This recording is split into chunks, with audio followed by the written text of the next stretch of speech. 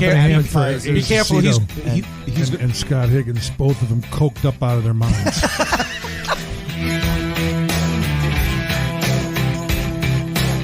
Listen to you.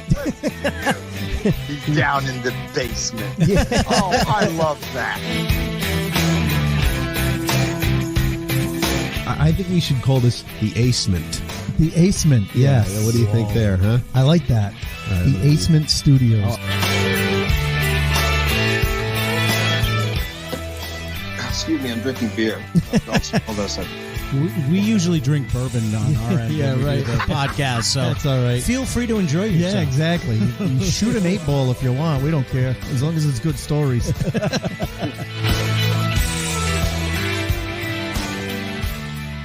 And thank you for joining us, everybody. I hope you guys have been enjoying the last couple of weeks, the best of the funny bad gigs. And, well, I hope you enjoyed the best of Scott-tober. It was fun reviewing them and listening back to them. Yeah. And there's a couple of moments that made me laugh out loud. The moment when we were in the attic of the Payne house, and I was like, Tom, did you hear that? And he goes, the car outside? Just a car. It's still one of my favorite moments of the year last year. Yeah, you could tell that was early on in the investigation. Yeah, but yeah, it was fun. So I hope you guys enjoyed that as much as we do reviewing them. We love putting those out in one complete episode every year. But I am sitting here tonight next to Rhode Island Comedy Hall of Fame, Ace Aceto, published author Ace Aceto. Yes. So I want this recorded in the annals of history. You said annals. That at one point I did actually do a podcast with him, because as he's surpassing me. Yes. You know, when that time comes, writing a children's book is going to skyrocket my comedy career. That's all I needed to do 33 years ago, huh? So when he surpasses me and pretends like he doesn't know who I am anymore, and I'm doing, I don't know who you are now, and I'm doing good point, and I'm doing the Behind the Lonely podcast with Scott Higgins. And look who just showed up, our guest. Have a seat. Have a seat. We're just in the process of literally introducing. Just started. Already recording? Yeah, but we're just getting started. We're just talking a little bit about how it's the new year, and we hope our audience enjoyed not only the best of Scott-tober, the best of funny bad gigs. When I built the tables, I didn't Hey. I mean, nobody's legs could fit under this. Yeah. All right. Well, this is a great way to start the podcast by just blowing it up. I have to do a full split to sit at this desk. I was okay. Oh boy. And now you know why I had in the description, Brad Pierce has no filter and is a pessimist at best. That was the way I put it in. I feel like Jean-Claude Van Damme trying to sit here. Like I'm in a full split right what now. I want to know. I apologize. I'll rebuild the table. No, what I want to know. What I want to know, Brad, is. So Brad just got here late because, by the way, our guest tonight is Brad Pierce. Hi. In case you didn't see this fucking blow up happen, he is a favorite of the show.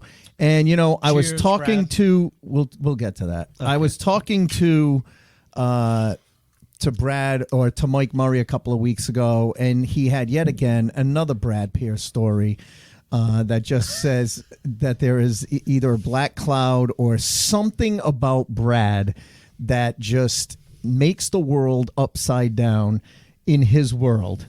We all seem to be able to navigate this world, but Brad Pierce has a real challenge with it. And when he told me this story, I said to Scott, we need to get Brad back on just for his own episode because it's been a while. You've been on a couple of times with Mike. It's been a while. But you haven't been on alone, and there's so much to catch up on. But just in true Brad fashion, let's talk about why Brad was late. He tried to see his niece's wrestling match. It's her first match, too, and I skipped it. And I feel bad. No, we appreciate you being here. No, it started at 5. There's like, I swear every kid in Coventry is on that team. I'm like, how many kids? I got to get out of here. It started at 5. She hasn't gone up yet. So, I was like, I'm leaving. I hope she wins. It gets better. He goes, I'm still at the school waiting for her match, hoping it's very soon, then I'll fly there. Now, meanwhile, folks, the middle school is a mile from my house. Thank God. He goes, JV wrestling now, so she should be soon. So I text him back, all right, no problem. I'll leave the front door open. Just come down. He goes, sorry, I really don't want to hold up. It's her first match and she's nervous, so I want to see her. Great. Perfect. I love her. Until he says, this damn kid's match before her got stopped because his nose is bleeding. And then his next text is, somebody get this little bastard a tissue and get on with it. And that's why we have Brad Pierce on tonight. Because no one has a worldview like Brad. No one would say that about a middle school wrestling kid. Ace read that, and I heard it in your voice. So, Brad, welcome back. Thank you. It's good to be here. I swear you must have planned this perfectly. You could not have picked a better day for this discussion because you want to talk to me about another show. And and then last night was one of the craziest, worst shows I've ever done in my life for the fucking governor. Oh, God. Okay. So let's... Whoa. Okay, let's ease into this. That's let's why. ease in. Let's just recap. For those that haven't heard Brad, let's just recap a couple of stories that Brad has told on the podcast before. Well, Brad first was on before you were before I was co-host. Yep. And him and I had a great discussion one-on-one, had fun, and then we've had him on several times for panel shows. Him and Mike have been on several times. We had the infamous cooking show, which was fantastic when he called Alan Fung Binzing Fung.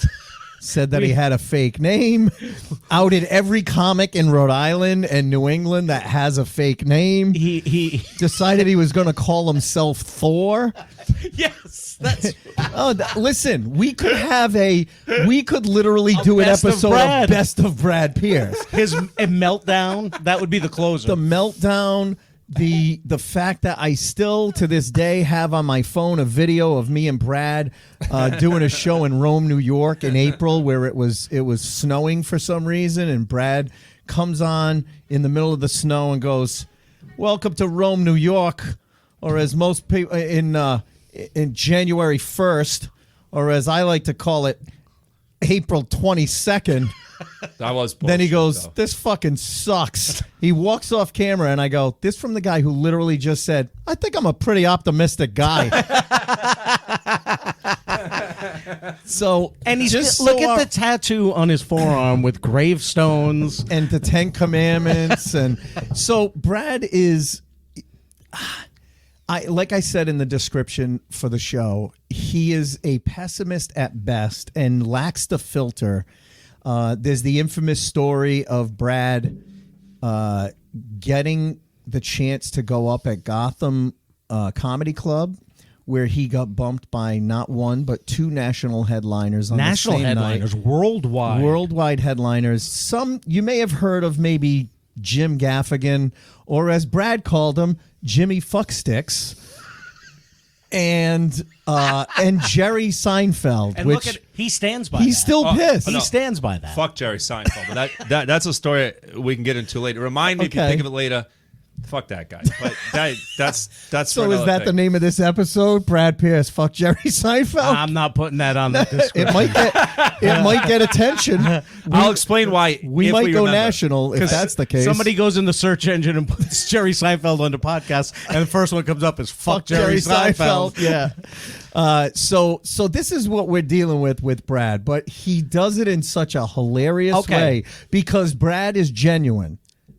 Now, flip side of that coin. Yes. On stage, hilarious. Oh, one of the funniest people. Brad is when it comes to crowd work. Watching him from the first time I met him until now, watching him the growth, go into a crowd, absolutely, and just he has become one of the best crowd work guys around by far. Thank you. He can talk to people, turn it into funny, and keep going at people, and that's a brave way to do comedy. It's a brave way, but the flip side to that is you have to have no filter and not be afraid to say whatever pops in your mind. And I remember, and I've talked about this before, I remember an interview with Jim Carrey talking about how comics have to have no fear because if they don't have that freedom to just throw out whatever is on their mind, 7 out of 10 things might fall flat and in today's culture get them canceled. Oh yeah, it's even worse. But 3 things might be absolute gold, but it's not the first 3 or the last 3. It's, the second thing and the 5th thing and the 7th thing, or, you have to have that bravery. And that's why Brad is one of the bravest comics on stage as well. Easily. But Thanks, guys. it gets him in trouble sometimes. Sometimes, yeah. Sometimes it does. So, But you Brad, gotta go ball. Yeah. let's talk a little bit. Let's talk a little bit about some of the more recent, because we could always pull clips for this episode of like Brad's Here we meltdown go. and stuff like that. He's giving me homework again. Do you want me to tell you about last night? Yeah, 'Cause- let's because go that's right stuck into in it. your mind. That's Yeah, the we one. were. He obviously wants to get that. He wants out. to get that one out. Yeah. I was like, it's funny because it happened and it was How an did you get it was a hired for the nightmare. governor? That was his inauguration ball, Yeah, right? Yeah, that was. Who the hell hired you for that? Great question. So I. No, the governor just thought he was getting on a bus to the ball, But it was the comedy bus. and he got on the wrong He bus. got on the comedy bus. Dude, that show last night made the comedy bus seem easy in comparison, and the bus is far from easy. I got a call a couple weeks ago, and her name was Erica. Her company is what the hell is it called? Everlasting Entertainment, and Infinite. I don't know, Something shit like that. Hey, A long fucking time entertainment. Yeah, I don't know. We entertain whatever. She said, "Hey, I was wondering if you'd be interested in performing for the governor. We're doing the inauguration after What party." made them think of you for that? Great question. So I was like, have you seen my act? And she's like, yeah, I saw you at the patio, and I asked Jay, the owner, for your number, and I said, oh, so you've seen my act? Yeah. And she's like, yeah. I'm like, and you want me to perform for the governor?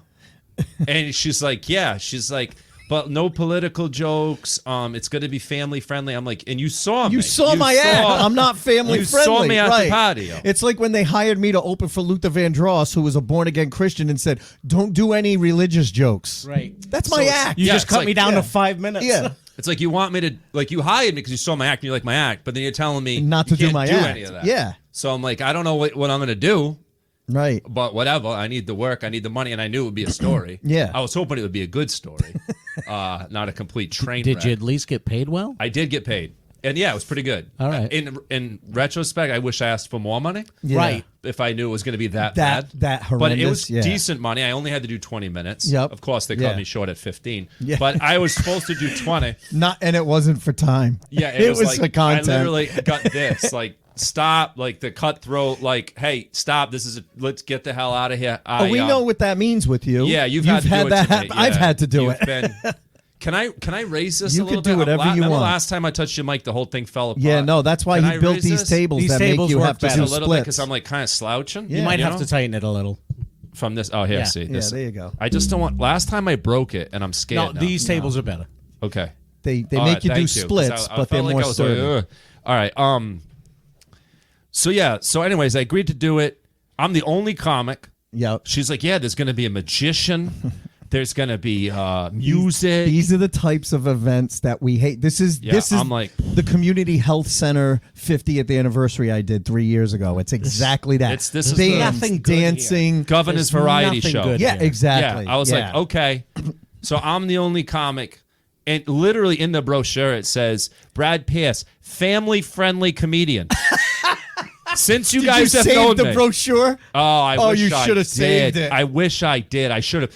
Since you have known me, would you guys ever describe me as Brad Pierce? He's family-friendly, No. like Uncle Joey on Full Well, House. maybe No. for a family of Hell's Angels. Yeah, they should have. Not all families. I They could do a family in Oakland Beach, no problem. They would have but been better off getting Mike Murray to do table magic. exactly. That crowd was, yeah, they could have handled like farts make noise. But anyways, so they hired me. Now, in my mind, there's a part of me that felt like, hey, maybe this will be good because a year ago I did a show with Bill Simus for the mayor of Warwick, and it was a blast. Yeah. It was awesome. And Fung was there, so I shit on him like I always do Yep. because he's such a good sport. Right. I was talking about how his relatives are going to take over our country and everything. It was a blast. So that show was awesome. So brutal. That show was so good. Yeah. So I was like, maybe it'll be like Maybe that. it'll be as good. So we get there, My brother came with me. We get there, and within 10 minutes, I said, how good could this go? Like, there's no way this goes good. This is gonna be bad. You could just see it was going to be This is bad gonna because be of the really, setup. really bad. Now your brother's know a it's a minister. bad gig when. when the governor asked you to do comedy. No, now your brother's a minister. Did he pray over you before you went up? He was basically just had a big smirk on his face. the Oh, whole he time. loved watching it. He's yes. just like, wow, yeah, this is weird, Brad. So they basically, the event starts at 6. Yep.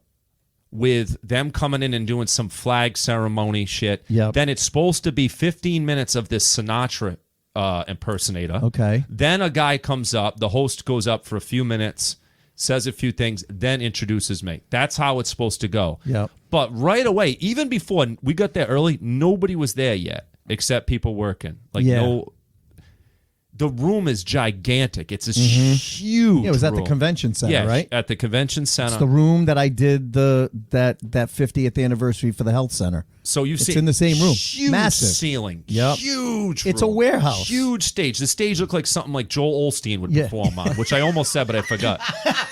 That would have been a funny line. There was like would've been 12 awesome. jokes I had that I forgot because I literally blanked. When I got off stage, I said, Jeff, I blacked out. I have no idea what I said. Totally up there. forgot stuff. I Yeah. literally just yelled at the audience for 15 minutes. But anyways, so then for table-wise, They're spread out. they're right? spread out wicked far. Was the dance floor in the middle of it? Did they have There was a dance no floor? dance floor, but Oh, the okay. bar Yep. is located right in the middle of the room. Oh, okay. That's always great. Right. Yeah. I said to my brother, if that bar was way in the back, no problem. So now but you got this is people cocktail standing in the middle hour. of the room. Yeah. Exactly. Standing in the middle of the room, ordering drinks.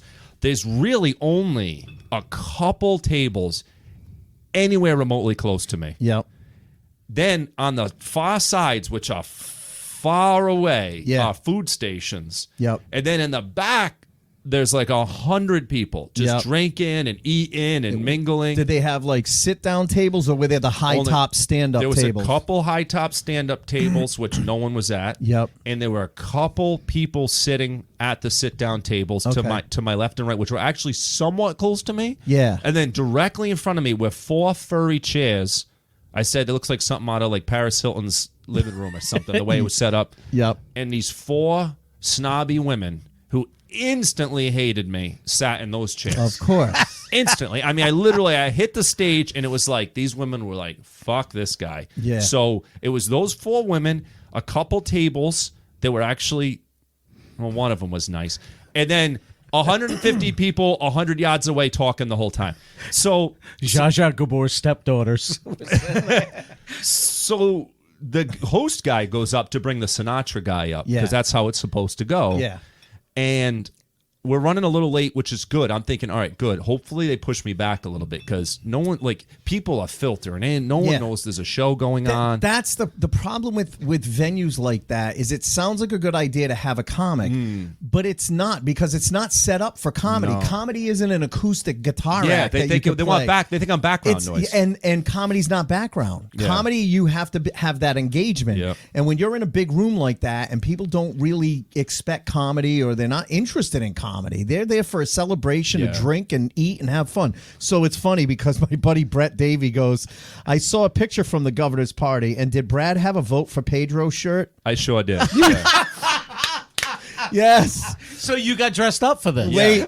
And then number 2, he goes, I'm the one that booked Ace for the 50th anniversary of the health center, and it was not great.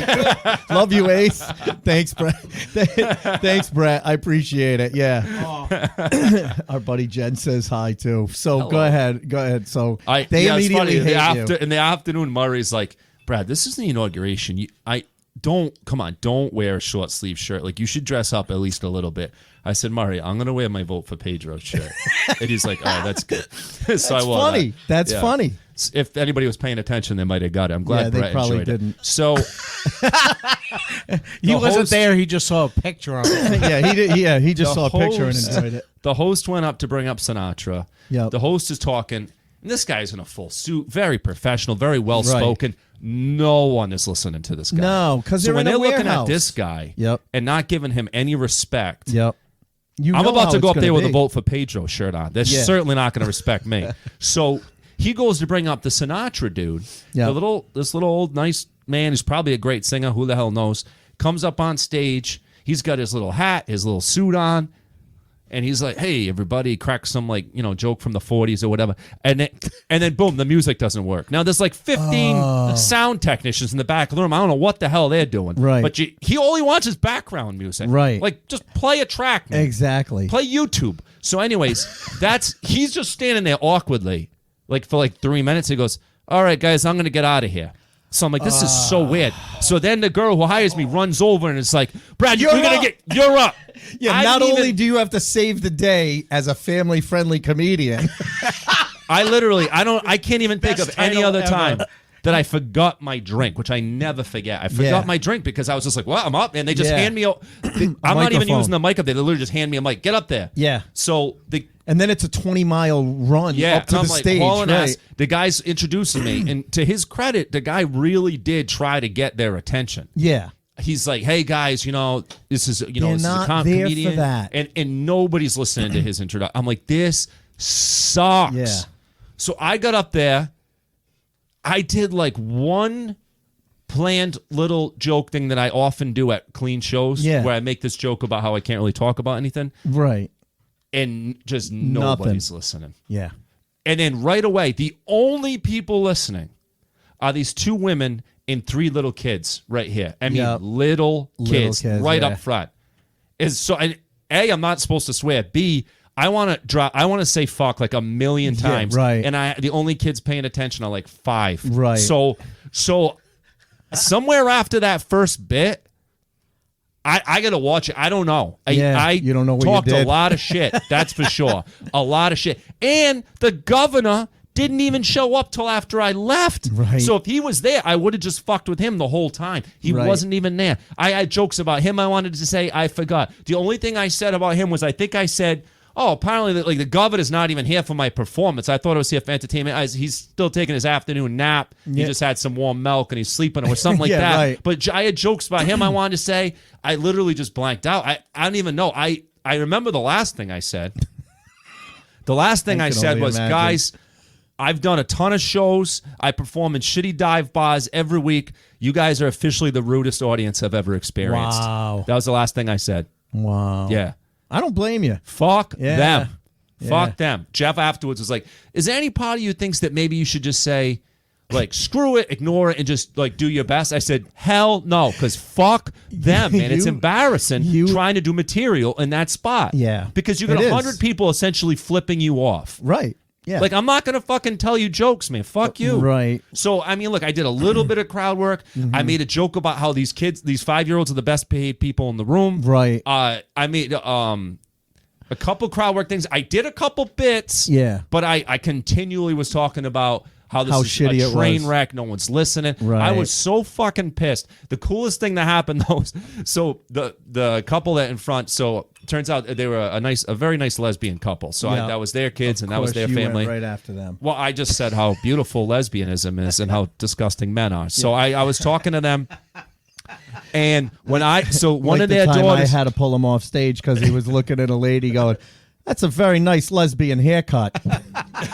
So when I got off stage, her, I'm assuming daughter, had like a very patriotic like headband thing. The cutest kid ever. She actually came over and gave me a hug when I came off stage. It was the sweetest thing. I'm like, this is the nicest kid. Right? Even hey. she felt bad for me. That's the equivalent of someone coming up to you after the show and going, "I thought you were funny."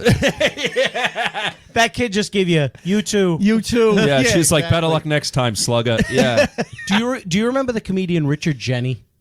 I know that name very Yeah. well. Is he a You- Boston I know guy? you know him. No, I think he was more out of New York. Richard Jenny, one of the I've heard that name. greatest comedians. Oh, yeah. He passed away. He unfortunately took himself out. man. But there was a great story about him doing a corporate gig, that same type of thing. They weren't listening. They were talking. It was going bad. So all of a sudden, like 10 minutes, he's supposed to do a half an hour, like 10 minutes into a set. Nobody's listening. They're being rude. He lays down on the stage.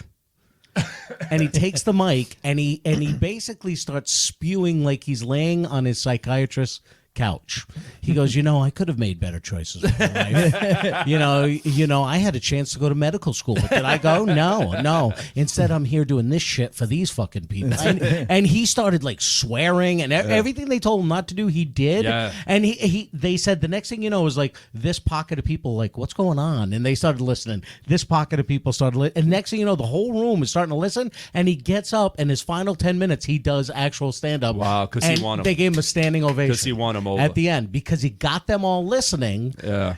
And he didn't even do it. I didn't get anybody listening. He didn't even do just that one little girl that hugged you. Kids. Yeah. But he didn't even do it on purpose. He just realized while he was laying there bitching and complaining that they're starting to listen to me. I might be able to pull this off. And he just stepped up out of it and did some stuff.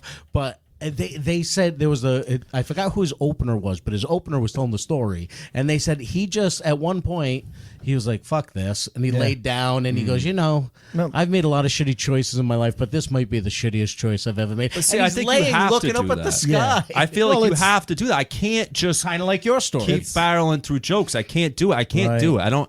I feel like it's just so embarrassing. It's uncomfortable. Yeah. So I'd rather just deal with the elephant in the room. You know what it is? It's because the people that are booking it, and like my buddy Brett, I mean, he booked me in all good intentions to do this. Oh yeah, thing. the woman that hired me was so nice. Absolutely. And so nice afterwards. I have nothing against her. She's he sweet. was awesome too. But the problem is, they put you in a situation where comedy doesn't work. I don't give a shit if you had Lenny Clark walking out there.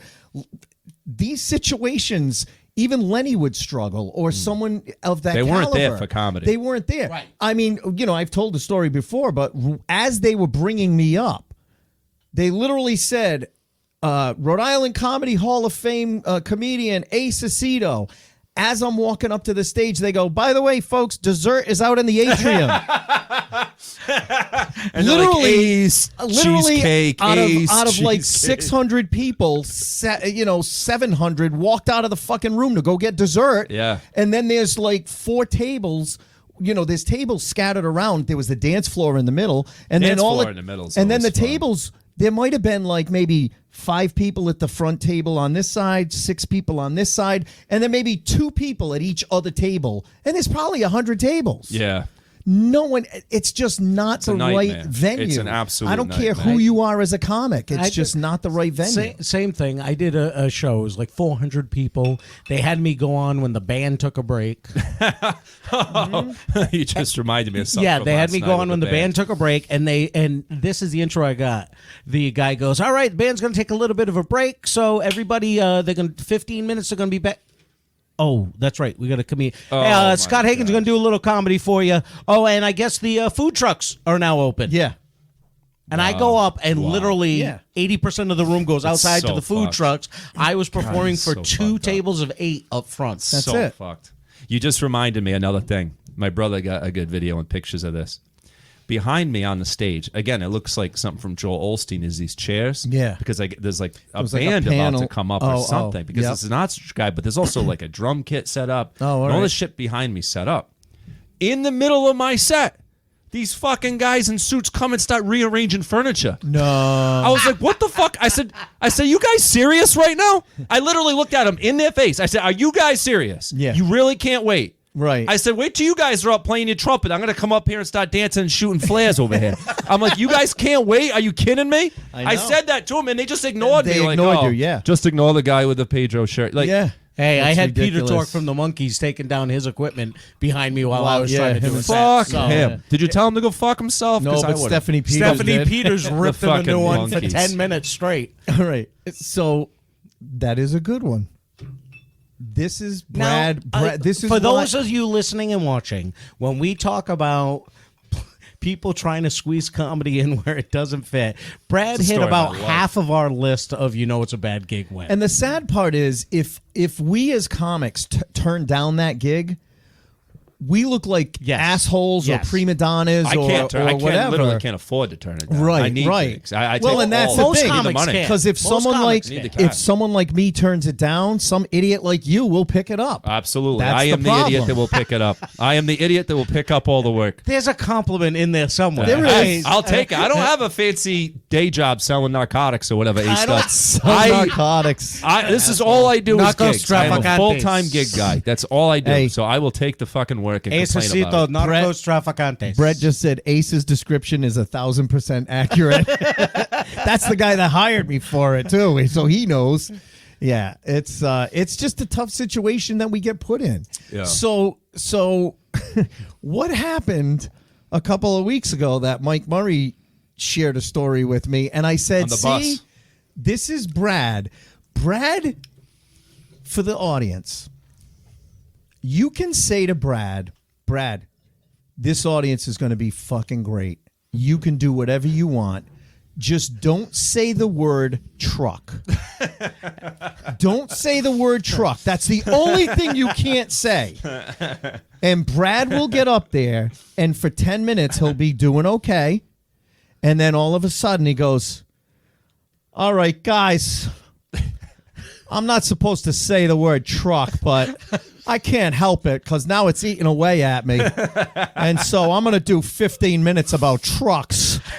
And he cannot help it. Any word. You It could doesn't make matter it what more it is. obscure than truck. You could tell him, don't say beef stew. Yeah, exactly. And for 10 minutes, beef stew is eating its way through And then his all, brain. because he's written a beef stew joke There's in his something head. funny about beef stew. There really is. But that's the great thing about Brad is he can't help himself.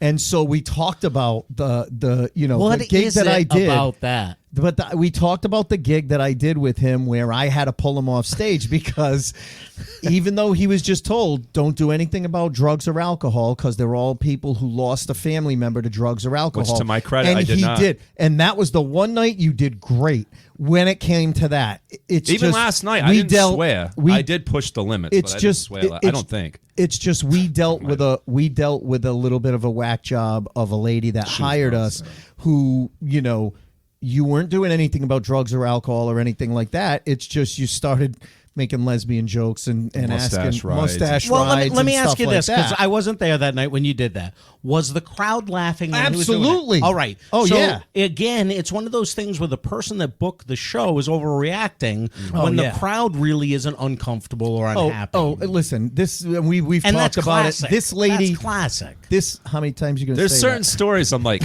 Scotty two there's certain times. stories I Scotty don't even two know if I times. want to Scotty tell two you. times. I recently You got. just did it again. No, I didn't. No, I didn't. I haven't seen you guys in a while. A lot's Yeah. happened. I recently had my first show where somebody got in my face and threatened to beat me up. Too. Really? That happened recently, all too. right. Person watching the show, Yep. not right, another let's- comedian. No. Let's hear this one. All right, and yeah, then we'll you- go you- to the other one.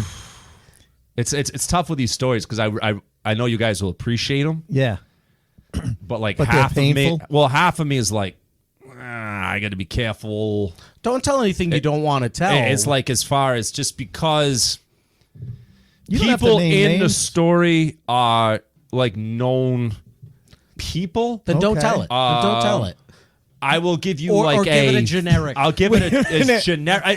If I like had finished this, you'd be hearing every second. Wait a minute. If I had Let me finished see this a cup. drink, Let me see a cup. Wait. The person that threatened you is known? yeah, kinda. Would they be wearing 5 rings on their hands? I don't know what that means. Like a 5-time world champion? no. No, I don't know can who's imagine that. Vinny Paz. Vinny Paz? I can imagine Vinny No, going, I made fun let of me Vinny tell you. Paz at the Odeum. He was so cool No, about it. Vinny's Yeah, an yeah, awesome. yeah. Vinny, He likes Vinny comedy. does He not does, take himself yeah. seriously. He does, He's and an he's got awesome a guy. great sense of humor. Absolutely. He wouldn't have cared. It's just No. when you said it, they're known, but you definitely have to tell the story about the comedy bus known person because that's what caused us to get you on this. But tell the other story Tell it as first. vague as I can. Okay. Okay, and again, if you're not comfortable, don't tell a story. No. It's not a Half problem. of me is Shut like up. I just don't don't. tell him that. Okay, Oh, we this got to is- play good cop, bad You're cop. playing reverse psychology on him. Half of me is no, like, no, I just you don't have give to a say shit, it. and the other half is like whatever. I'll just try to tell it Brad, vague. a real comic would tell the story, but you don't have But to. that's all right. Hey, We what? get you don't it. have Yeah. to tell it. What the fuck with that? And what are the odds of this guy's family listening to this podcast? Maybe I'll just tell you. Pass the bourbon over there, buddy. I need another one for this. Thank you. All right, Brad. Fuck, I'm gonna just tell you. Fuck it. You guys are the worst. This is Fuck. it. This is beef stew story right know- here. This is Brad's beef stew. Dude, whoever's listening to this in Beijing doesn't know these people anyways. All right, listen. Actually, Singapore has done quite well. I knew it was some random shit you told me last time. We used to have. We used to be Bangladesh, but And now me- we've moved on. All right, and so Myanmar. God damn it. I was doing a show. Opening for Brett Ernst at the Park. Yeah. Thing. Yeah. The the guy from comedy the park. karate from Yeah. Cobra Kai. Yeah, so Yeah, he's Comedy cool Park. dude. The cousin. I actually opened for him in Vegas like a month after that, That's which was cool. really Nice. cool. That's Really awesome. nice guy. Doing the show, I'm hyped up. It's a big opportunity, full room. Well, when I get to the point in my set, I was doing 20 that night. When I get to the point in my set where I start to talk about my marriage, that's usually my bouncing point into couples in the audience. And I like to talk to married couples, and then I go back and talk about how my wife's better than me. Yep. That's the That's- blueprint. yeah. You know what I mean? So in front of me, there's just like there was like some fashion show afterwards. So there's just these 5 young fashion model chicks, which I've Yep. already made fun of them several times. Right. Now I want to talk to some married couples. Yep. So it's them. To my right is these kids look like frat boys, which I Yep. already made fun of them too. Yep. But now I'm looking for married couples. Yeah. I'm trying to think of how to say this. So, the lighting in there is pretty good, whereas the spotlight doesn't blind you too much. But you still but can't you can't see. see that far out. It's hard to make faces beyond Yes. a certain point. Yes. I So- see a couple or a couple people. The guy is let's say he's a well-known guy, and he's with a woman, and they're the similar age bracket. Oh, it's not his wife. I I know where this is going. Oh, is this your Holy side shit. chick? Yeah, your mistress. I think I said so. Oh, I knew where he was going with this. So This is what I mean by Brad not having a filter. Now, you got to understand, too, as I have shit on Fung at many events. So I see this person in that realm of work, and I think, oh, he ain't going to care if I shit on this guy. Fung's down with that. I start making this thing like, hey, like, how long have you guys, like, oh, it's not your wife. I was like, nobody's going to tell anybody. You're secret safe here with me, ba. Now, it's not going where you think it's going. He didn't give a shit. Okay. He was fine, but something was off because the back and forth was not as smooth as normal. Yep. And I'm not that much of a dick, dude. I made a couple quick jokes like, hey, your secret's safe with me, and I moved on. Yeah. I moved on. Yeah. And I get through my set. Everything seems fine. I'm like, all right, woo, all right, I'm out of here.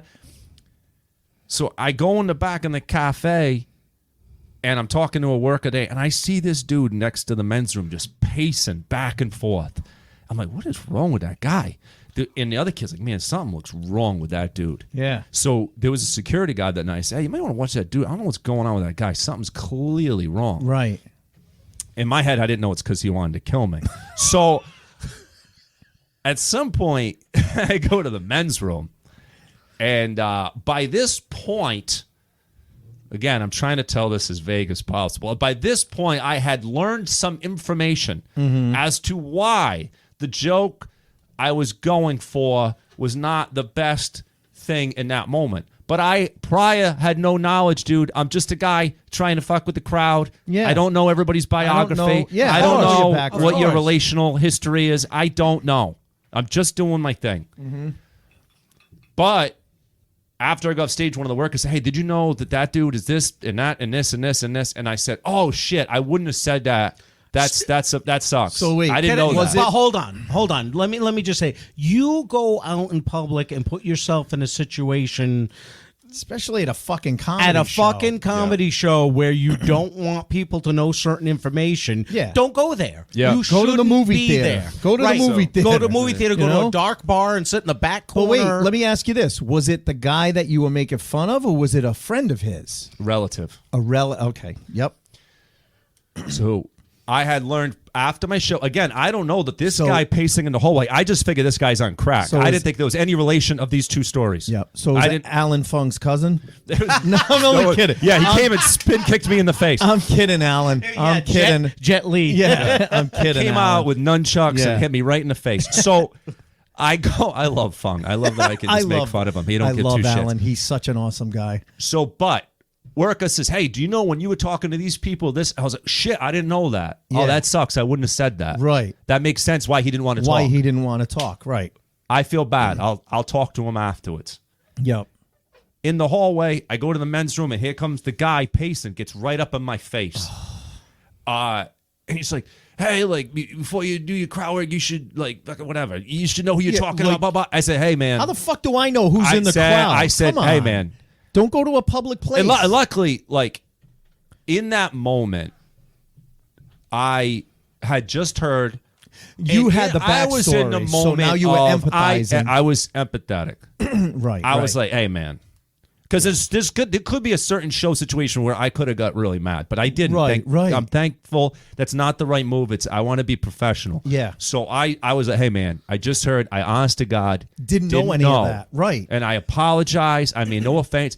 He just was steaming. Well, because he had been pacing for 20 minutes. So eventually he left. It's funny, my brother, you guys were talking about my brother's the calm one, the pasta.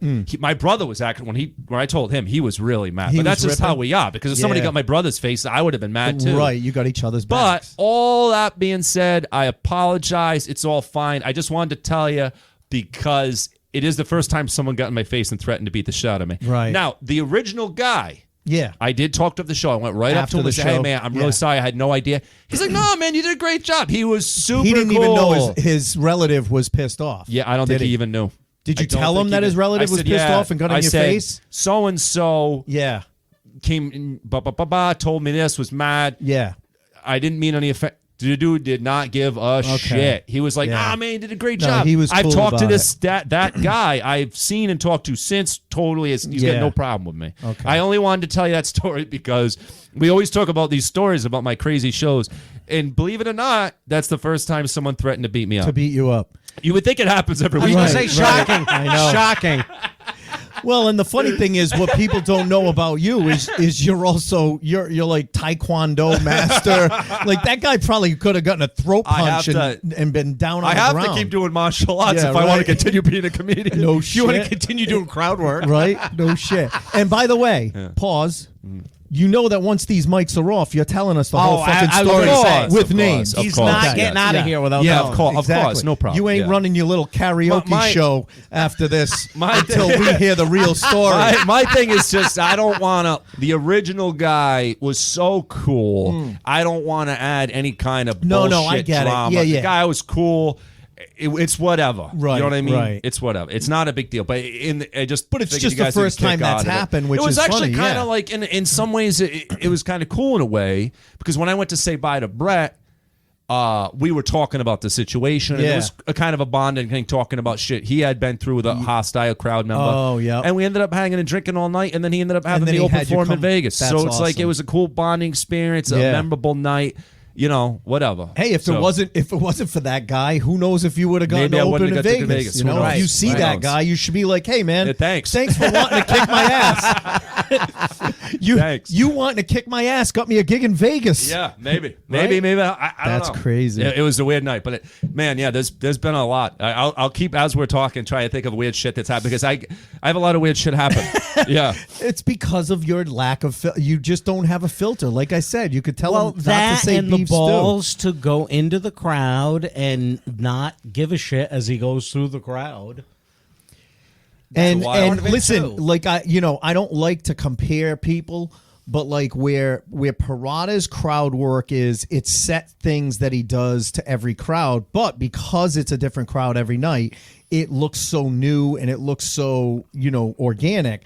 With Brad, it truly is organic, but it's because he's going out on a limb, and in some cases it could get him in trouble. You know, I mean, in a couple of cases, it's gotten him in trouble. It's definitely tricky, and I really am trying to get better at just gauging reading the situations. crowd better. Yeah, like if I'm fucking with a guy and I could tell it, this dude's gonna punch me in the head. Right. I will make a joke like, hey, this guy's gonna punch me in the face.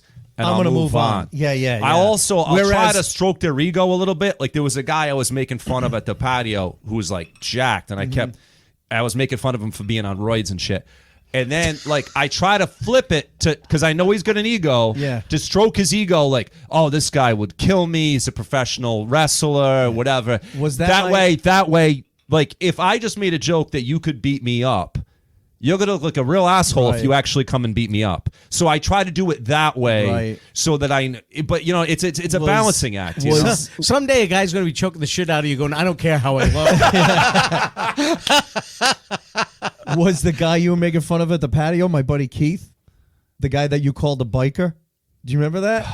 Man. No, it wasn't. My buddy Keith. I don't think so. My buddy Keith, he's all tatted up. He's I know He's what you're talking a about. landscaper. No, different guy. He owns a landscaping, like a commercial landscaping company. I know who you're and he goes, "Oh, I saw a buddy of yours the other night. It's so funny. Brad Pierce, he was busting my balls." And Keith is the most laid back, funniest, down to earth guy. So we happened to be out literally that night. And I go, oh, dude. I said, we got to take a picture. I said, make a mean face. I took a picture of Keith. And I go, hey, I'm sitting here with a biker friend of mine who says he wants to kick your fucking ass for the show the other night. And it was so that funny. That guy was cool. I've actually seen him at two awesome. shows. Wicked cool dude. Yeah, but yeah, awesome. that night he was sitting right in front of me. He's got all the tats and everything. Yeah. No, different guy. That's so funny. Yeah. All right. So believe it or not, we are already at 45 minutes. Are we with really? Brad Pierce. I could talk all night. I know, but we know that you've got to do your little karaoke thing. Yeah, your little karaoke. Luckily, I'm down to only 2 of those a week, man. Yeah. I'm so happy for that. I used to do 4 a week, I know. and I hated it. Yeah, but not for nothing. When we were in COVID, you were complaining about not having karaoke nights. Well, just I need the money. You know? I know. Comedy is what I want to do. Karaoke is good pay for a couple nights. I know. I know. That Absolutely. takes care of me. But this is what precipitated Brad coming back on the podcast, because when Mike Murray was telling me this, the whole time he's telling me, I'm going, why do I somehow know the ending of this story? Because I saw a social media post recently. And then when Mike says, and you'll never guess. And I said the person, and he goes, how the fuck do you know that? And I go, dude, I remember seeing it, and I could only imagine that that's a Brad Pierce story. Brad not being able to shut his mouth, and this guy quietly just laughing at him. That dude was the man. So let's talk a little bit about. I want to talk a little bit about the Comedy Bus, because it's a new concept here in Rhode Island. Listen, we've got friends that used to do duck tours in Boston. I mean, Jody Sloan used to do it. Johnny Peasy, and it's great side money for a comic to go and do these bus tours of a city, where they're giving a little historic stuff, but they're making it fun and funny. So now this Comedy Bus came into town, and it's a pretty established business already, right? So what happened was, I was away. Actually, I was away with my wife, and I got a message from this kid that works at the Connection. Actually, he said, "Hey, a friend of mine starting up this business. I thought of you. I told him to contact you." So I'm very thankful for this kid hooking me up with this guy, because I know this kid sees comedians every weekend, and I thank him all the time. Thank you so much for connecting thought me. Of you being the right person. It's a cool work for opportunity. As I said earlier in the show, all I do is gigs, so I need the money. I don't want a day job. I'm not responsible enough for that shit. We know. So, we've established that on 5 other episodes. Yeah, I was going to say. So he connected me with the guy. His name is Mike. We met at a coffee shop a while ago, and it was in the early stages. He said, I had this idea before COVID. We started investing money in it, and then COVID happened. But he said, I got this idea. I was in Austin on a music bus tour thing, and I thought this would be fun with comedy. Him and his fiance are big comedy fans. Had this idea. I said, wow, that's interesting. Now, obviously, a lot's going through my head. Yeah. And because of my style of comedy, I said, yeah, I think this could work. I said, but it's going to be tricky for some comics, especially. You got to get comics that know how to do crowd work and riff, or are good with history. Yeah, and know the city.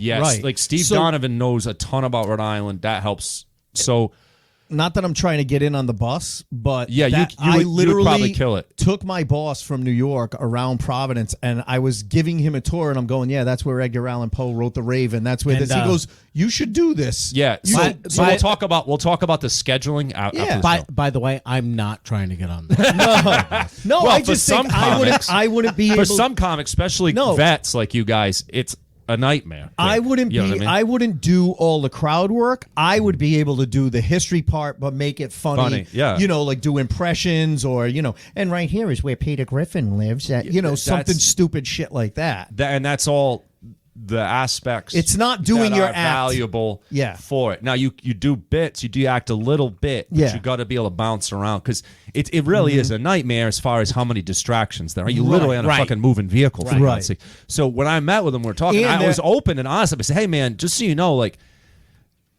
Talking about what's ideal for a comedy setup, this is an absolute nightmare. Right? Every possible You're distraction. driving people to a brewery and back. Yeah, and they're drinking constantly. Right. So I was going back and forth, and because I'm so desperate for work, I'll do it. I kept saying I'll do it. Yeah. But meanwhile, going, I don't know if we should do this. I don't know if this can work. Yeah. And we started, and the first couple I did alone, which means I had to perform for an hour. I would go home. that's I a was lot. so fucking tired. Yeah, I can mentally imagine. it's draining. I was exhausted. My Drained. comments You're like, "What's constantly wrong on with you?" your I'm like, "I'm feet. so tired," because you have to stay on. Because if you stop talking and you stop joking around for a second, you've lost them, and now they're talking, and it's fucking over. Right. Yep. So I learned pretty quickly. It's best to have two comics because the first part of the ride's a half hour, second part of the ride's a half hour. Yep. Two comics, perfect. One each side, done. Yeah. Doing that all alone it's tough. Yeah. So, anyways, but when we met a bunch of times, he was still going through all the hoops of getting this thing passed with the state and with the city of Providence. So we met probably 5 or 6 times before we even did one. Licensing and shit like that. All right? the rules. I mean, you it's have people essentially- drinking. There's a lot of rules. You know what I mean? It's So- essentially like a duck tour, but the duck tours don't allow booze. Yeah, for So good reason. Yeah, right. Well, you don't want people falling out of the fucking boat. I was just gonna say they're going from land to water, drinking. Yeah. No, not a good mix. Yeah, land to land and drinking isn't all that better, So I was very skeptical, but I will say the majority of the rides I've done have been very fun. awesome. Yeah. And what I definitely learned, I tell Mike this all the time, is my favorites are the daytime. Yeah. We do one Sunday at noon. Yeah. The best. Yep. Because people have a drink, maybe two, They're but it's not, noon. They're not having 6 They're not fucking hammered. IPAs. Right. Exactly. Yeah. I was like, and you could see everything when Yeah. you're driving around. I'm like, I thought the day would be the worst because it's light out, it's early, and again, in comedy, nighttime's best. Right. In this situation, because of the other factors, I really like the day. So he is hoping this summer to launch in Newport. Yep. He is hoping to add more buses to the throughout. schedule. Yeah. So I really am thankful that I became friends with this guy and linked up with this guy from the get-go. Yeah. And again, because of my buddy connecting us, which I'm thankful for. That's awesome. It's been wild. It's nuts, man. Sometimes, like one guy recently was like a super drunk, and it can be a little tricky. Yeah. And we got to work together, me and Mike and everybody on board, and people that work with him. Yeah. To control all that. But I've met a lot of nice people, and it's been cool. That's awesome. Okay, So- now that's the setup for what the comedy bus is. That's the setup for what the comedy bus is. But let's talk about a recent experience you had on the comedy bus where Mike Murray literally pissed his pants telling me this story. Murray was like, so the bus picks Can up I- at Brass Monkey. Yeah. Can I interject and just say, at one point, I want to just describe the person that you busted balls, but as Mike Murray telling the story, because as he's saying it, I'm thinking to myself, I think I know who he's talking about, but go ahead. All I was going to say, and then you can say that, is all I was going to say is we meet at the Brass Monkey. Mike and I are sitting there. This dude comes in, and Mike goes, he's like, oh, look at George Michael over here or whatever. Right. And I looked at him and I started laughing. A lot of times with Mike, when Mike and I are doing a show, Mike knows I riff and do crowd work a lot, and he doesn't really.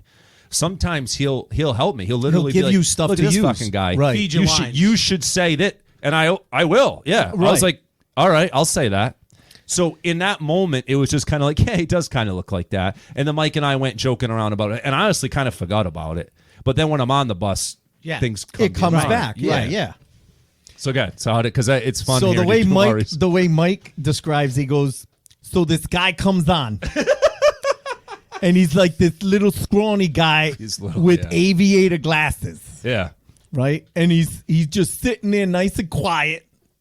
And he's got this like entourage or a couple of people with him, like his manager or something like that, right? Now, meanwhile, which I didn't know. I know who. It wasn't his manager. It's his friend, and we'll talk about who it is after. I know the guy. Yeah. So he goes, yeah, he's got aviator glasses. He's all of like 70 pounds. Yeah, he's a small dude. Yeah. Right. Which I made many references and to. Yeah. So now let's talk. Let's talk about what Brad said about this young man.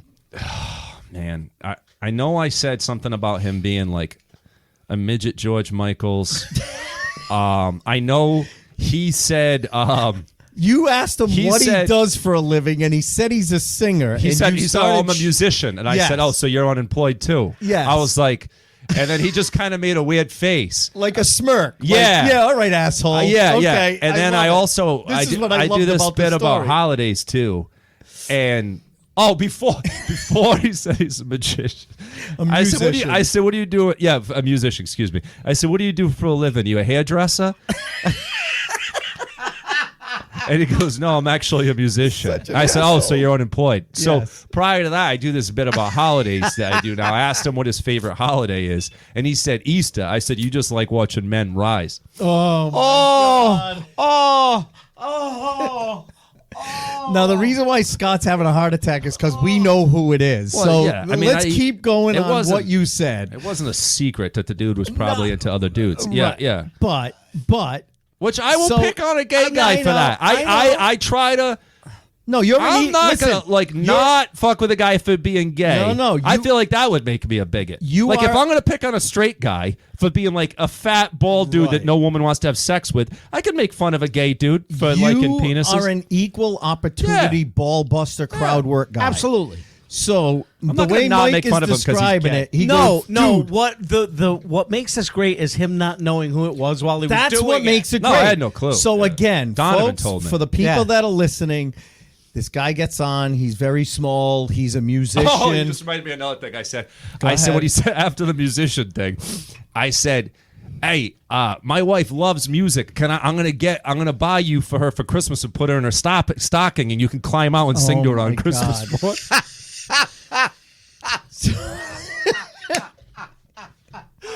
I mean, the dude makes Ace look tall. I mean, he's really small. Yes, he's a very small guy. So here's the punchline, folks. You just heard the setup. He calls him Mini George Michael. He tells him he wants him to be, oh, you're a musician, you're unemployed like me. You're probably playing dive bars and shit like that, I think Mike said that you said. So afterwards, so you did you find out? Oh, Donovan was on it. After the show. But Donovan was on the bus with you because you took a picture with him, right? So me and Mike were doing the bus. Donovan was at the bar because he was going to do the following bus. Okay. And he knew all those people. Yes. He was hanging with all Well, them. because the quote-unquote entourage/manager, the blonde girl, is Barbie Joe from 92 Pro FM, who is very good friends, for any of our listeners, with Billy Gilman. So Brad shit on Billy Gilman for a fucking hour. And what I love is, I love the fact that you said Billy had this like smirk on his face, because while you're busting his balls for being unemployed, he's going, okay, asshole. Yeah, he sold out the theater the night before. He sold out the Park Theater the night before for a Christmas concert. I'm working for tips on a bus. So he wins. Brad's working for tips on a bus, and he's busting Billy Gilman's balls. Yeah, and I just Steve told love me that. He's like, "Yo, this is Billy Gilman." I was like, "Oh man, I thought you looked familiar." His debut album. He was a fucking child star. He was huge at number 38 on Billboard's Hot 100. Yeah, and I host karaoke at the Thirsty Beaver. There it is. That's what made me go, we need to get Brad on here, because Brad cannot help himself.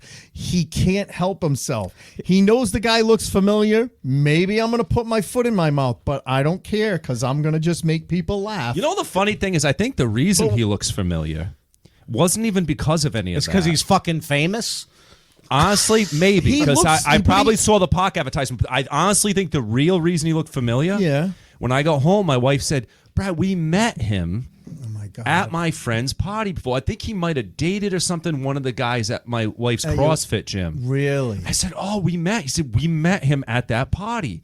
I said, "Oh, maybe And listen, that's why he thought looked kind of familiar to me." He's or been maybe in I saw him on Nashville. Ed's flyer for the pot. I don't know. I saw him on something. but I that's didn't the put thing, two like, and two together. He's always been a Rhode Islander, though. He Yeah. was a Rhode Islander Yeah. when he was on The Voice, Voice, or America's yeah. Got Talent, whatever. Afterwards, the fuck I it realized was. he did He's all on The that. Voice. Yeah, it was like season When I- one of The Voice. Hasn't he like won a Grammy or something? Oh like was yeah, saying, he like, was a this guy's child. He was a Yeah. child country star. Yes. Huge, and then went on The Voice because he was. They were like, "What are you doing here?" Then he Yeah. was like, "Look, hey, I was big when I was a kid, and now I'm trying to restart my career as an adult, and blah blah blah." And he still looks the fucking same though. Yeah, Brad. Hey, good for him, because I tell you what, that dude was had such a cool attitude. I wish I him all the love it. success, because he could have told me to fuck myself. He could have been like, "I'm successful. You're doing jokes on a bus." He Right. just sat there and laughed. And cool laughed. dude, man. When I Really was cool in Rhode dude. Island, he came and did 4 songs, a mini concert where he performed to help raise money for the adopt a dog thing that we did to Oh, help. And He's just an awesome couldn't guy. have been nicer. Down to earth. You know where I've seen him? Dave's Marketplace down Yeah. the street. He was in line with me a couple of years ago, and I didn't. He like, does a ton for charity. Oh, A absolutely. ton for Awesome, charity. awesome guy. And you're shitting on him on a bus Yeah. to a brewery.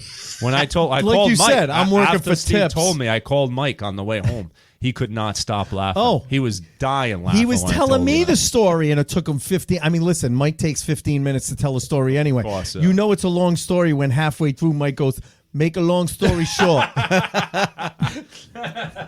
You know it's going to go another 15 minutes, but It's already he long when he was- says that. He was laughing his ass off. He at couldn't that. stop laughing. Oh And I my was like, God, "Dude, it you know who that so was?" I was like, funny. "Steve just told me who that was." I told him. The dude Mike just burst out laughing. It was so funny. It was so funny. You know, but that's part of going into the crowd and talking to people, and But that's and what Brad playing in the does. Yeah, moment. sometimes Is- it's great like that. And sometimes somebody wants to punch me in the face. You just don't know what you're going to get every Like, night. Yeah. Robin Williams said it best. Sometimes it's gold, and sometimes it's turd in a punch bowl. You never Yeah. know what you're going to get. I get a lot of And- turd in the but punch you- bowl. But you don't mind that gold unless you go out there and give it a try. Right. You know? And I've seen you mine a lot of gold out of that. It's Yeah. wild. You know, I've seen you mine gold, but God bless you. I mean, I am not brave enough to really. I do crowd work because you have to. Right. I don't purposely go in there and do it. No, I mean, I don't do it. I mean, I interact with the crowd as Yes, part of my but- act, but- but I don't do crowd work unless I ask questions to set up my next joke. right. I like doing that too. I've tried to kind of create like a blueprint or like a timeline. Sean Noel goes, Gilman's going to show up at karaoke later tonight. Kick my ass. Hey, we could use a good singer. You should hear That's these awesome. drunk girls ruining Before He Cheats by Carrie Underwood every fucking Wednesday. Please, That's Billy, come and awesome. sing us some real music. You should tell him you don't have that Oh, song. dude, I want it that'd be so bad. I'm so hilarious. fucking sick of hearing that song. I hear it every goddamn week. Yeah. But Twice. yeah, well, the crowd work thing, like I try to do basically like an outline Yeah. where I can use the bits to go into the next joke and Right, topic. right. So if I'm talking to couples, I talk about my Your relationship. If I talk relationship. about their careers, I make fun of myself for doing karaoke. Right. The holiday things, I have a holiday joke. Like Right. I'm trying to do that so it's a little bit more of So a it's more formula. controlled. Where before, years ago, I think it was just more like chaos. Yeah. I try to do more written bits interwoven throughout, but I do really Right. like talking to people. Do you have nights where the crowd is just giving you nothing when you go into them? And if so, what do you do at that point? Yeah, I actually had a show like that Goes recently. back to America Runs on Duncan. Yeah, I recently had like I tend to feel Good bad. callback. Hey, you can't call back your own jokes. I don't have any but you call callbacks. back his jokes. I can call That's back a joke everyone from like else. Yeah. it's like 6 years ago or something. I got So- the runs on Duncan. Yeah, America gets no. I get the runs on. I get Duncan. the runs So on Duncan. It was like Chicken a while palm ago. I was doing a sandwich. show with Bill, and it was a lot of people, and like usually, yeah, crowd work's like my comfort zone, whatever, and they were just they Yeah. weren't having it, man. Especially when I have this thing where this is the whole like, hey Brad, don't mention the pink elephant. I've come to a point where I used to ask Bill. Is there before a show, anything I shouldn't no, say? No, not even. I'll have a specific joke in mind. Yeah. And I used to go up to Bill and be like, hey, you think I should say this? And he always goes, what? No, you shouldn't. Are you kidding me? No. And that's all he can think of the whole. So it's come to a stuck in point his where I head. don't ask him anymore. Yep. So this specific day where they weren't into the crowd work, I really had to just do material the whole set. I was walking up to Bill, and I had a smirk on my face, and I said, Bill, I was going to ask you if I should say this thing, but you're going to say no, so I'm not going to ask. And he was like, oh, God. Which only scared Bill more, as if he's not a stress basket already. I asked this woman, I think I asked her if she was like right up front, if she was going to be reading fortunes for us today. And She was like a hippie-looking lady. no, she had like a thing, you know, like she would have a crystal ball type thing.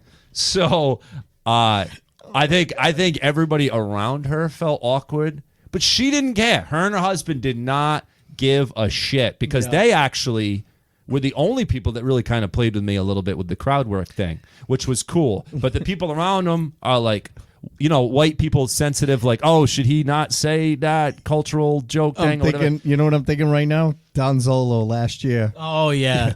IT support, not casinos. Yes. That's not He goes. I want to say dot, not feather, but you can't say that anymore. So I'll just say I'll just say IT IT support. I not think that's casinos. a joke and not that offensive. No, so it's funny. Go ahead. So, anyways, but that happened, and then I was talking to another, and I just could tell they are not feeling this back and forth. And I really just did material the rest of the way through. But Yep. most of the time, a lot of my set is you know, crowd work and interaction mixed with the written bits. You know, That's so funny. Oh my God, I can't wait. I want to meet. I know Barbie Joe pretty well. She did a cameo at Frank Yes. O'Donnell's Yeah. play. She was there that the was night that I went. night. Yeah. I can't wait to see her and go. So I heard you saw my friend Brad Pierce When you and How's Billy Billy Gilman doing? were on the comedy bus. Oh my God.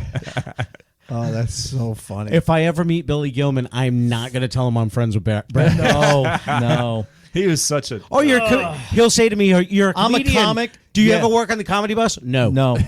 never have. In fact, I fucking hate that guy, I do Brad Pierce. I do theaters only because I don't do work with that hack Brad Pierce.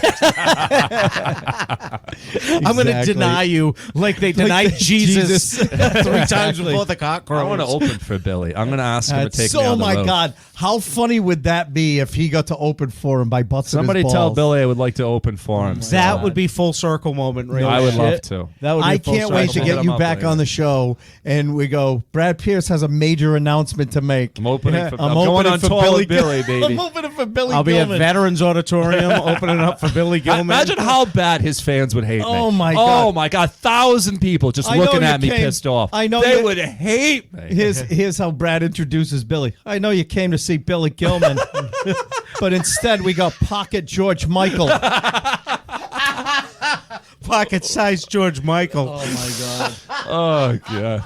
That would be great. Dude. Brad, don't ever change because We love you just the Love way you you guys, are. too. You know, Thank you. while the stories are great, I just think that you've kind of really come into your own on stage. Yeah. And Oh, thanks, guys. while what you do can be dangerous, I think you've found a zone where you are at your best funny wise. But I Thank think, you, but I guys. think you've grown to the point where, and this is how I could tell because you just said it.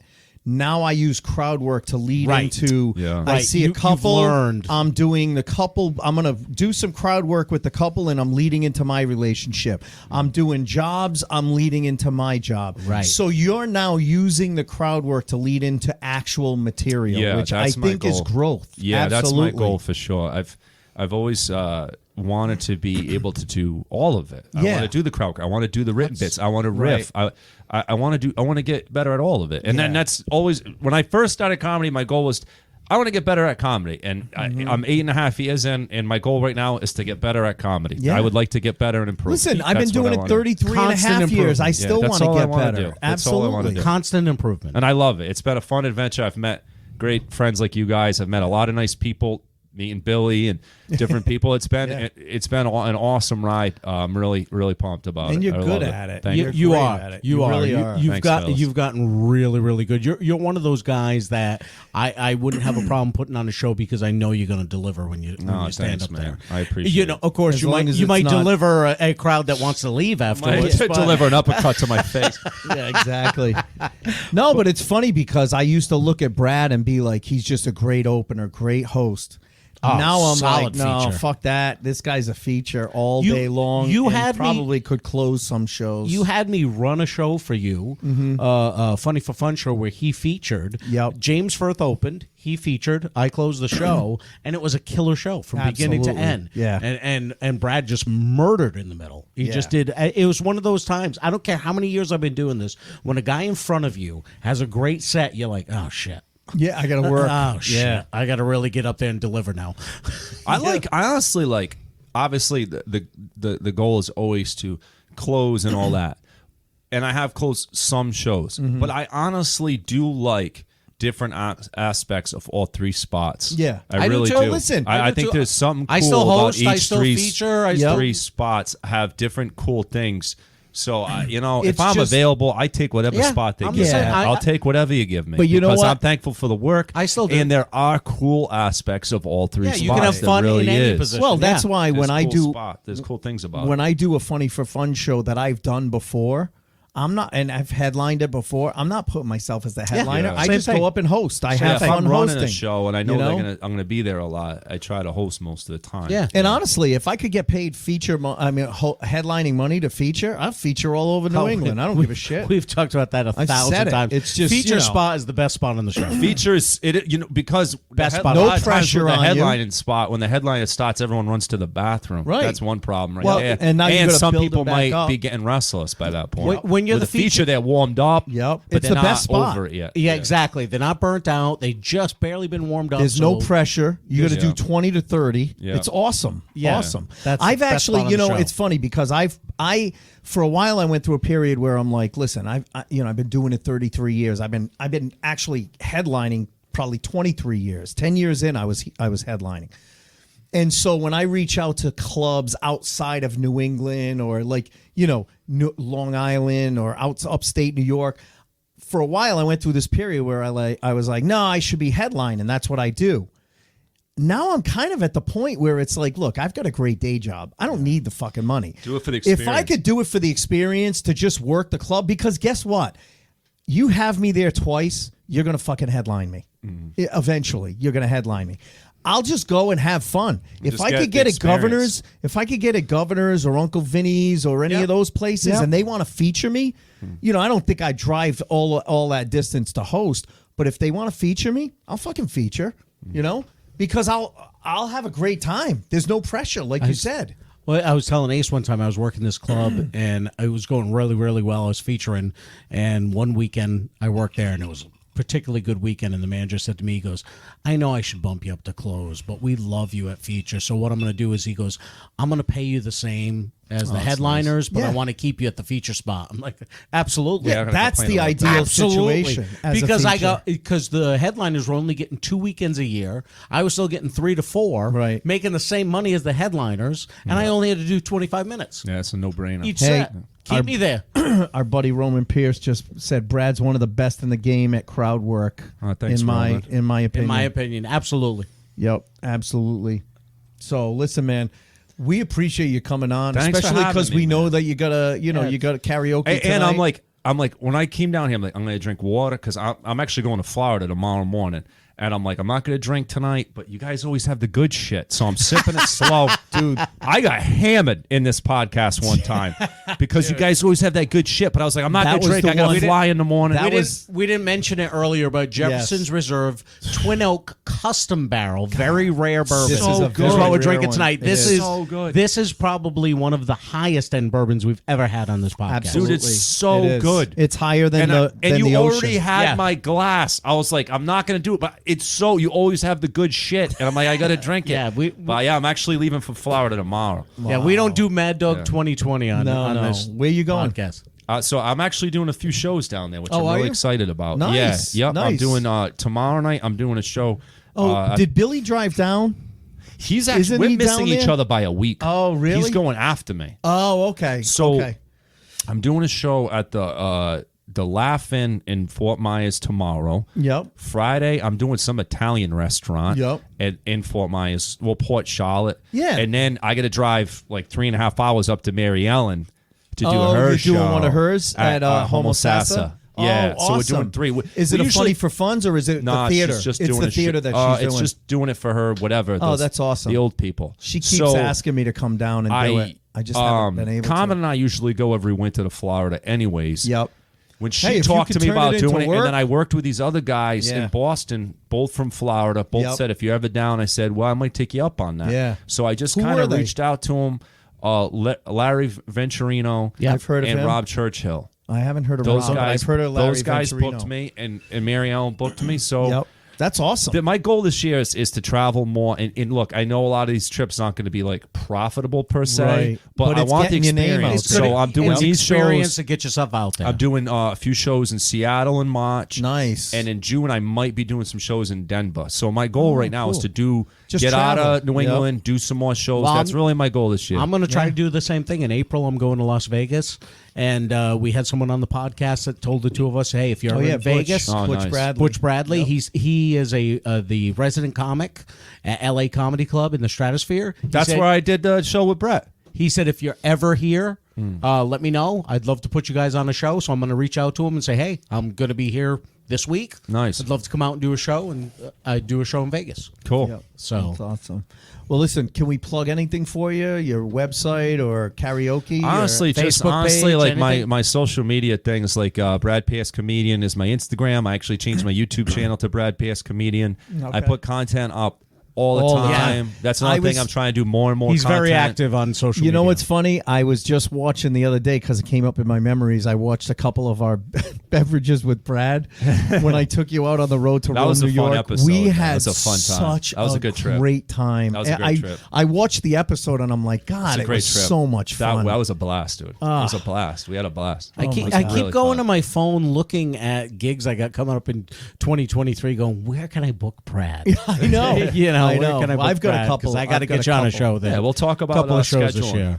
after we get off this. After we, especially after we talk about who the fuck that person Oh, yeah, was that absolutely. wanted to kill Yeah, you I'll too. tell you. Yeah, I'll tell you. So, well, listen, folks. We hope you enjoyed this show. We're coming out of we're shooting out like a rocket in 2023. Yes, Next definitely. week we've got an awesome panel show that I we are so can't looking forward wait for to. this one. We have our buddies Brian Mulhern, Brendan Kirby, and Dan Smith coming in next week. And we're not going to give away. Let's not give away what the topic is. But let's just say, because we have these amazing comedy writers coming on, we're going to be talking about a show where comedy writing was very strong at one point. Yes. And this was probably a season where it was one of the strongest writing seasons Yes. ever. Deep dive into a show that relies on strong comedy writing. Yeah. And we're going to talk about one of their strongest seasons ever. And with three really, really solid writers. Yes. So it's Yep. going to be a fun episode. And listen, I've been reaching out to people. I've been reaching out to a lot of people to get them on the show. And just not to bring the show down, I do want to mention someone that I've never worked with, unfortunately. I did twice. But Because the of our- comedy world is a very small world, Yeah. especially in New England. And even though there are factions, there's Boston, there's New Hampshire, there's Maine, there's Rhode Island, there's Connecticut. In New England, we're all comedy brothers and sisters, though. And unfortunately, we just lost one of our members, Mr. Artie Robb, who was a comic from Western Mass, had been doing it for a very long time. I never got to work with him. I think he started around the same time that I was living in Western Mass, but I never got to meet him or work with him. But when I tell you, it's one thing when people say, oh, he was such a great guy. But when they were alive, there were people that talk shit about him. I never once heard a bad word about this guy. Well, no one. He was one of the most positive beacons of light in the comedy world. I read a couple of people said it. If they would say he was headlining, he goes, I ain't headlining. I'm just going last. Yep. That's how humble he was. and just amazingly positive. And I know he was responsible for some of our friends getting into comedy, like Philip Boris, who we've had on the show. And our good friend Dr. Jay Sute was a huge fan of Artie. Booked Artie on a bunch of his shows, and that's how I met Artie for the first time, was on a show that Jay had booked. If you saw Philip, who was really close to Artie. Very close. I think Artie was in his wedding party. That's what I was right? just going to say. If you look at Philip's pictures he posted, Artie was in his wedding party. Yeah. I mean, Artie, and that's one of the things is anybody that talked about him said the same thing when he was alive, when he was performing, that they're saying now, that he just was a killer guy, down-to-earth guy, just a really, really good guy. And unfortunately, he's no longer with us. But, I'm just hoping that, him and Jay are sitting together at a table up in heaven, and that's a seat I wish I could sit there and listen to the two of them go at it right now. Jay is saying totally inappropriate things, making Artie laugh. Absolutely. That would be awesome. They're making each other laugh right now, and that's what makes me smile, is thinking that those two guys are hanging out together right now. So we want to say rest in peace, Artie. Yeah, definitely. Artie Robb. Definitely. Very, very funny comic. But listen, folks, we are really excited to get 2023 off to a start. We've got some great guests coming up. I've been reaching out to some people that I'm hoping to get on, and we love doing this, and we love the fact that you guys listen. So please continue to listen, continue to tell people about us, 5-star written reviews, all of that. And we hope you enjoyed tonight's episode with our buddy Brad Pierce. If you want to have some fun, go to Brad's karaoke tonight and watch Billy Gilman kick the shit out of him. Yeah, that'd be hilarious. Hey, I want to end on something positive. So when I was running late. Oh my God, Brad wants to end on something positive. I was running late. Oh, did you get some good news? My niece won her first wrestling match against a dude. Nice. Being a boy. Was it send me the video. We're going to watch it when we get off this thing. But congrats to Jenna. She won her first match. Was it the kid who got the nosebleed before her match? Someone get him a tissue. Oh, that's awesome. So congratulations to Brad. Congratulations to Brad. Good job, Pierce's Jenna. niece. That's awesome, Jenna. Good job, Jenna. Congratulations. And other than that, we will see you next week.